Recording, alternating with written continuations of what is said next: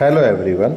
आज के इस वीडियो में हम लोग राजस्थान पटवारी का एक और प्रश्न डिस्कस कर रहे हैं। प्रश्न है, name the founder of the Parmar dynasty of Abu.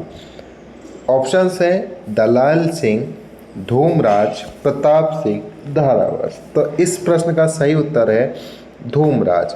Dhoomraj Parmar dynasty का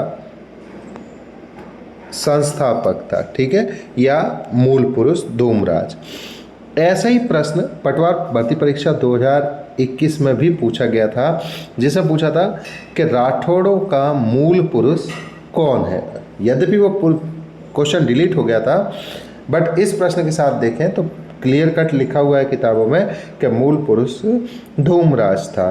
परंतु आबू के परमाणुओं की जो वंशावली प्रारंभ होती है वह वंशावली प्रारंभ होती है उत्पल राज से। तो वंशावली प्रारंभ होगी उत्पल राज से, ठीक है।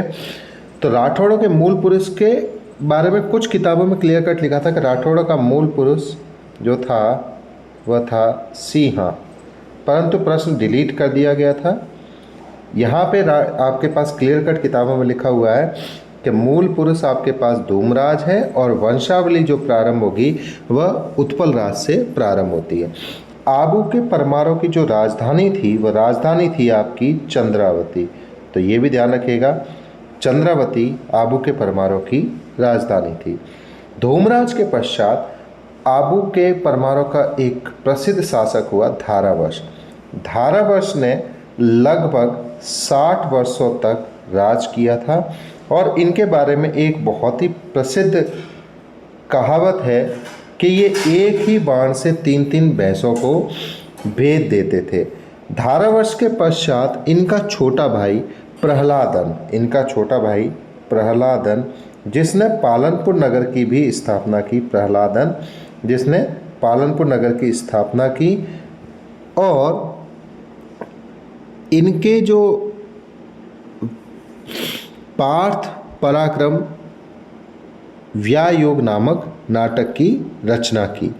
धारावश का जो प्रसिद्ध कवि था, धारावश का प्रसिद्ध कवि, ये भी आप ध्यान रखिएगा, धारावश का जो प्रसिद्ध कवि था जो इनके दरबार में रहता था, उसका नाम था सोमेश्वर। तो सोमेश्वर, धारावश का सोमेश्वर धारावश का प्रसिद्ध कवि था और इसने कीर्ति कौमुदी की रचना की थी। कीर्ति कौमुदी की रचना की थी।